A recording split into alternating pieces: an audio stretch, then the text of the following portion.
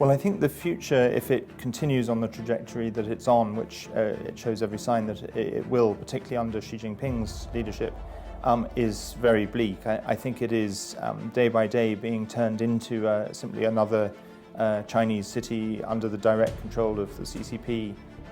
On today's British Thought Leaders, I sit down with Benedict Rogers, founder CEO of Hong Kong Watch and deputy chair of the Conservative Party's Human Rights Commission. Ben is a human rights activist whose work focuses on Asia, and he's written books on Burma, Indonesia and China. He's also the East Asia team leader at Christian Solidarity Worldwide and co-founder of the International Coalition to Stop Crimes Against Humanity in North Korea. I'm Lee Hall, and this is British Thought Leaders.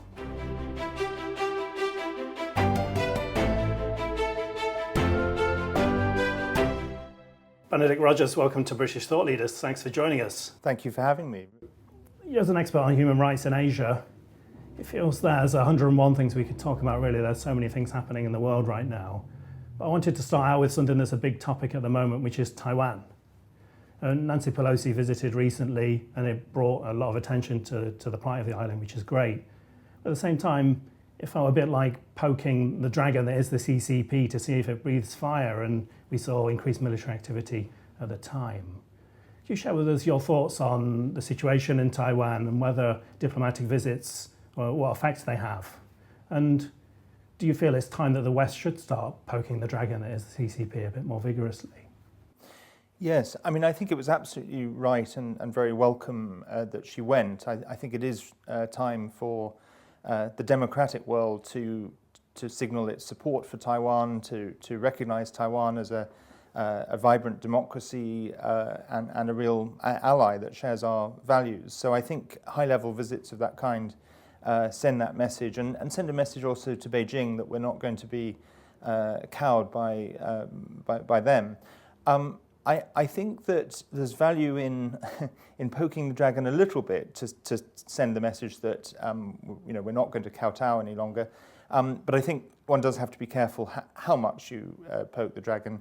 So the line for me, for example, I'm a big fan of Taiwan. I've visited a number of times. I think we should be strengthening our ties with Taiwan.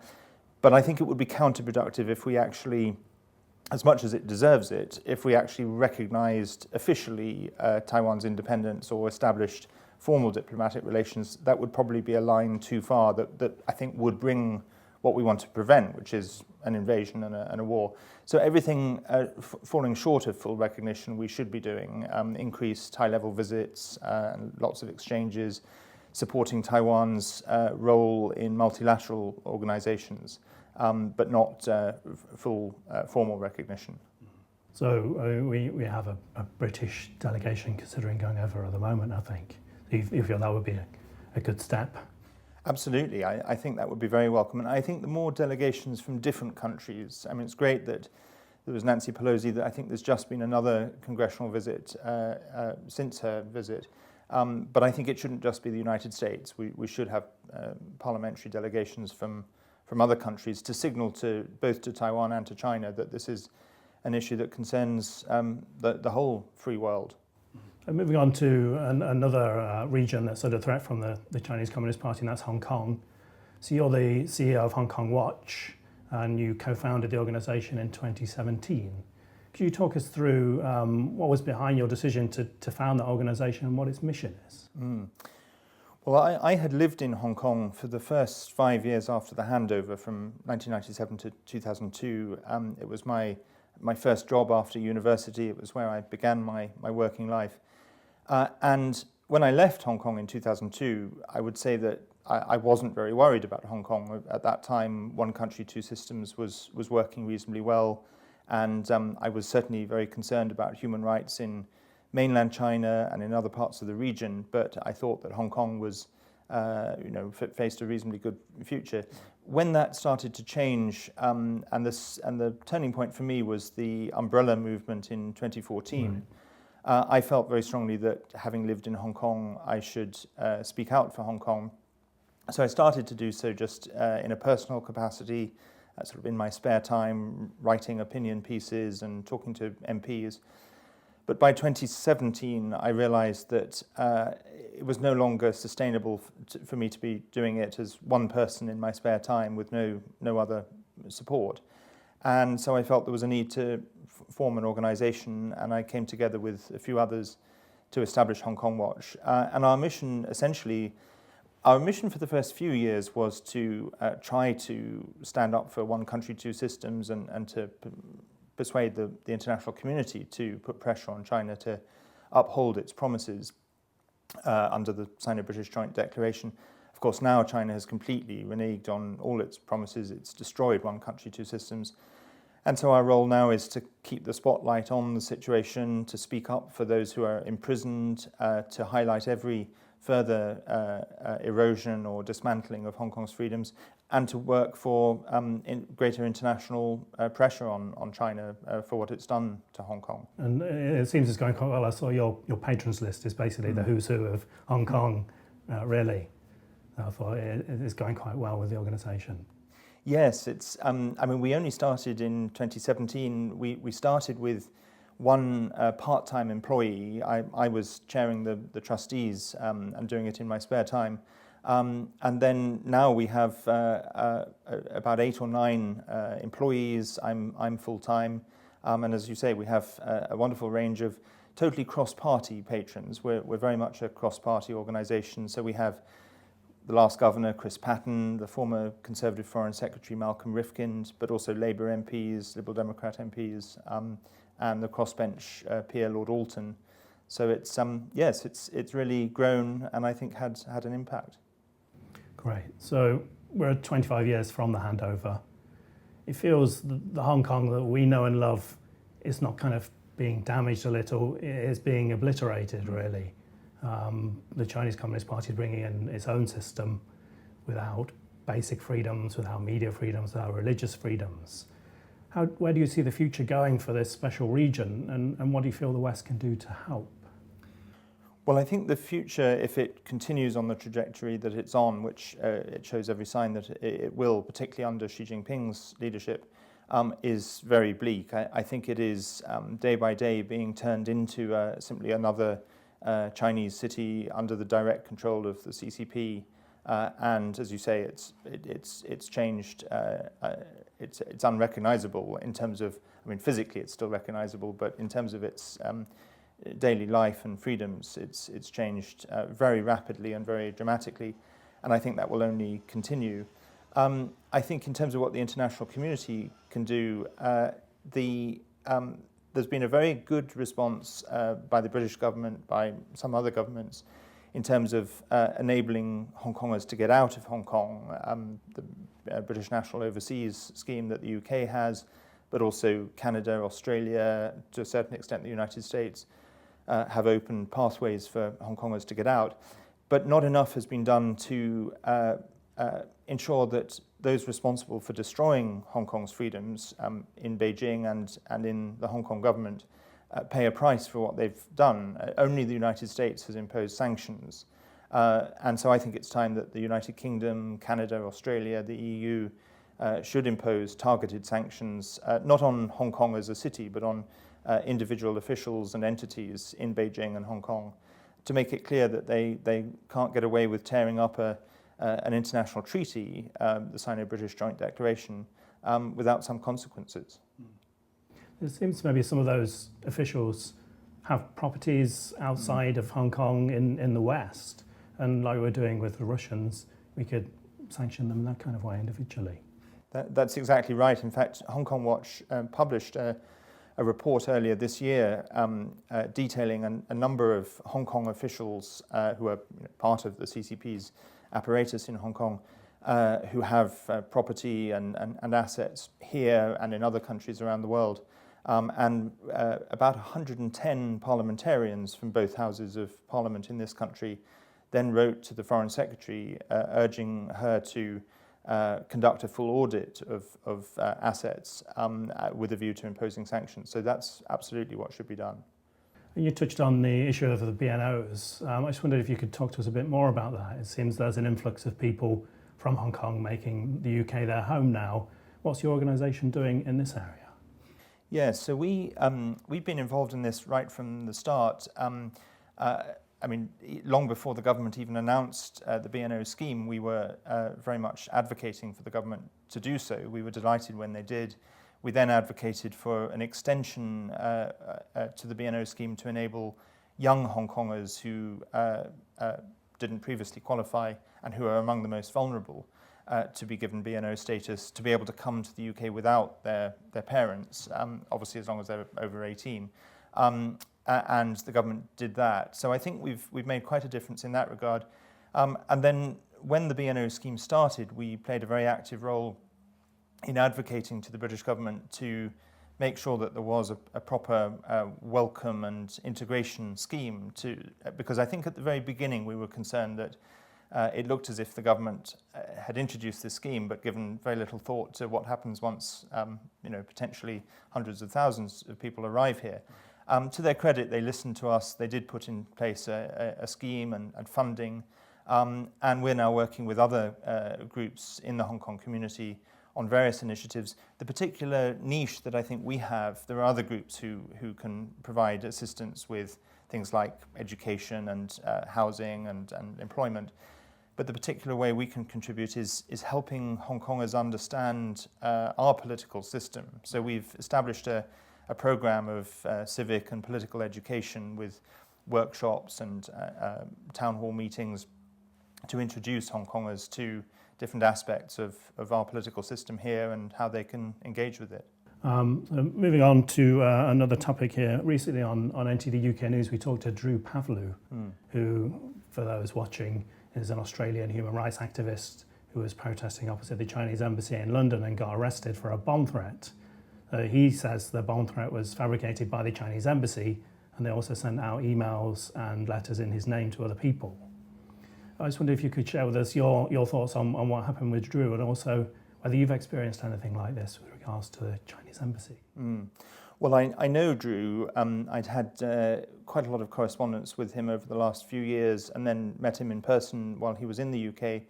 In fact, the first time I met him in person was the day when he did a protest about Peng Shuai at Wimbledon, and he asked if that morning if I would go down, and I didn't have tickets to Wimbledon, so I couldn't go in. But he asked if I'd meet him at the gate and put on a "Where is Peng Shuai" t-shirt and take a photograph with him, which I was happy to do. And there's absolutely no doubt in my mind he's a very passionate and dedicated and courageous activist and regular protester, but he's totally non-violent. I mean, there's no way that he would even contemplate any act of violence, let alone a bomb threat. So certainly the email was fabricated. Whether it was fabricated by the embassy itself or somebody else on behalf of the CCP system, I don't know, but certainly it was fabricated. That's what he was saying. Why would I send an email and sign it with my own name Exactly. when I'm right there? Exactly. Crazy. Yeah. And yes, I have had, not exactly the same thing, but similar sort of emails where whoever is doing this has put out emails in my name using a totally fake email address and sent them round to members of parliament, to people in the media. And a lot of the emails are really silly and people sort of instantly know that they're fake. But one or two of them have been somewhat more dangerous. I think there was one that was an attempt to, I happened to be a member of the Conservative Party, and somebody contacted the membership department of the Conservative Party as if it was me resigning my membership. Luckily, they did check with me on my real email address, and I confirmed that I wasn't wanting to resign. There was another email that went out quite widely saying that we were folding Hong Kong Watch, and actually that one was potentially quite serious until it got to the third or fourth line, because it then became rather silly. It started by saying, we're closing Hong Kong Watch because there's nothing more we can do, and we've done everything we can. But and if they'd left it at that, people might have believed it. But they went on to say that the remaining funds would be used either, I think it said £1 million on a book launch event for my forthcoming book, which would be quite an event, yeah. And also on Luc de Pulford, who's one of a member of our advisory board, buying various properties around London, and I think most people realise that was not the kind of thing that either Luke or I would do. Yeah, so a book launch in the Bahamas. Yeah, exactly. So they do. I mean, they are doing this a lot, but they do seem to be going so over the top that it just looks very silly. The Morning Star recently published an article claiming, and this is a quote, "China is protecting the rights of the Uyghur population," and they said that's according to diplomats from 30 Islamic countries. So this massively flies in the face of what we understand is happening in Xinjiang, what we're told by NGOs and governments in the West. Could you talk to us about how we should view the denials of these 30 countries? Yes. I mean, first of all, I think it's worth noting that the Morning Star, of course, was founded many years ago by the Communist Party of Great Britain. So it has an obvious allegiance ideologically. And therefore I wouldn't take their reporting so seriously. I think far more concerning is the position of the 30 Islamic countries. And it's something that's been going on for some time. I think it's deeply troubling, particularly given the direct religious persecution of the Uyghurs, who are predominantly Muslim people, and Uyghurs who choose to fast during Ramadan, who abstain from alcohol, abstain from pork, have long beards, end up in the prison camps. So for Muslim majority nations to be taking China's side on this issue is quite bizarre, really. And I can only assume that it's to do with economic interests. The Belt and Road Initiative, of course, goes through many Islamic countries, and maybe other forms of Chinese investment, and that kind of dependency on China economically and allowing China that economic coercion, I think, is what is behind this. And these Islamic countries, many of them have voted with China on resolutions at the United Nations. I know Saudi Arabia and Pakistan in particular have even pretty much not just adopted China's propaganda, but pretty much supported what China is doing to the Uyghurs. So it's really strange and very concerning. So is this kind of pressure on other nations, particularly smaller nations, a widespread thing? Because I've heard similar things with Africa and countries like Sri Lanka. Yes, I think it's definitely a widespread issue. I think large parts of Southeast Asia, I've worked for many years on Burma or Myanmar. They're certainly now in China's pocket, Cambodia even more so, other parts of Asia, and right across Africa. And I think it's something that the West really needs to confront and think about how we can counter it. I think it's come about because of to a certain extent, Western neglect of those regions, and that's opened the way for Chinese investment, for aid, and it's resulted in debt dependency. So I think that if the West can find ways to offer those parts of the world something that will take them away from China's orbit, that would be very important. You mentioned about the origins of the Morning Star there. The Morning Star is based in Britain. It enjoys the freedoms that we have here. Why would it parrot the Chinese regime's line in that way? Is it a sense of comradeship, or is there a more sinister control element there, do you think? I don't know about direct control. I mean, it may be there, but I'm not aware of any evidence of that.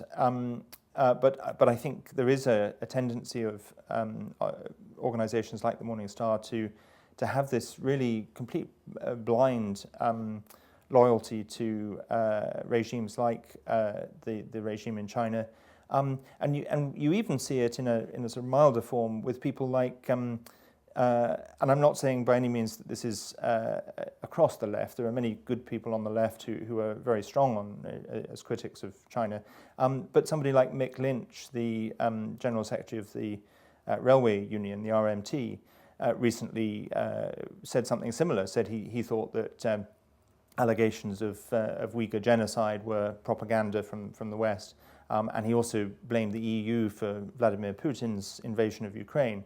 So there does seem to be a tendency among some on the I suppose, the far left, to both have an ideological affinity with some of these regimes, but also at the same time they're very keen to criticize and blame the West for everything. So I suppose they see it through the lens of, if the West is criticizing China, China must be doing the right thing from their perspective. Finally, so you've written books on Burma and Indonesia, but you have a new book coming out. Yes, so it's called The China Nexus, and I started thinking about it just over a year ago, and was keen to do a new book. It was obvious that China was the thing that I was most focused on at the time, or have been for the last several years.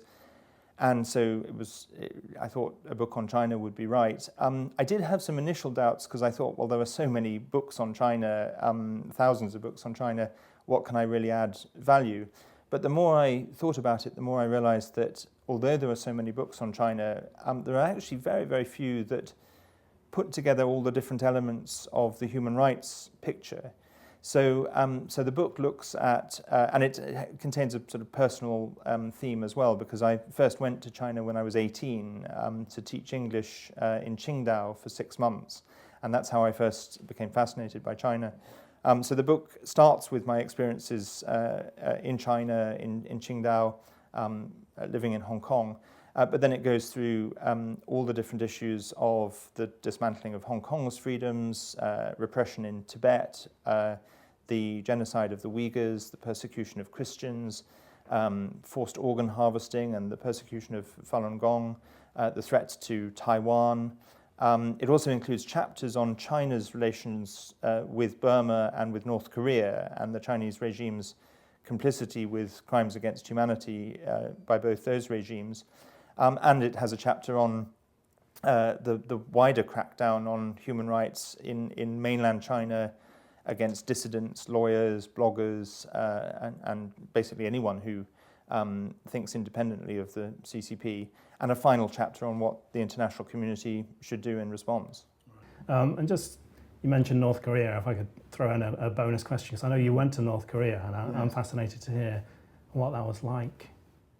Yes, well, it was probably, I think, the most unusual part of the world that I've ever been to. I went as part of a parliamentary delegation that consisted of Lord Alton and Baroness Cox, who are two of the most outspoken leading voices on human rights in Parliament. And they had been very critical, quite rightly, of the North Korean regime's appalling human rights record. But they had, for a period of time, begun a channel of communication with the North Korean regime, because their view, which I shared at the time, was that a regime that is as closed as that, our objective should be to open it up, and therefore we should use all means possible within reason.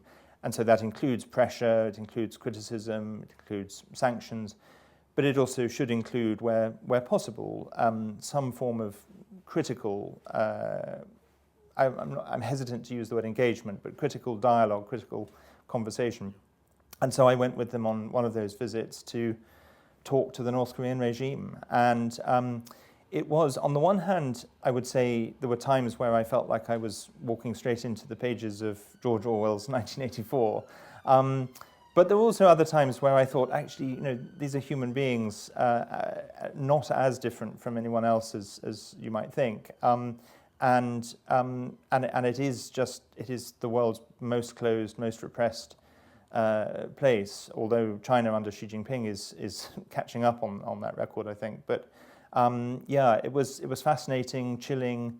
Unfortunately, I don't think we got anywhere in terms of trying to influence the regime, but maybe it sowed some seeds in the longer term.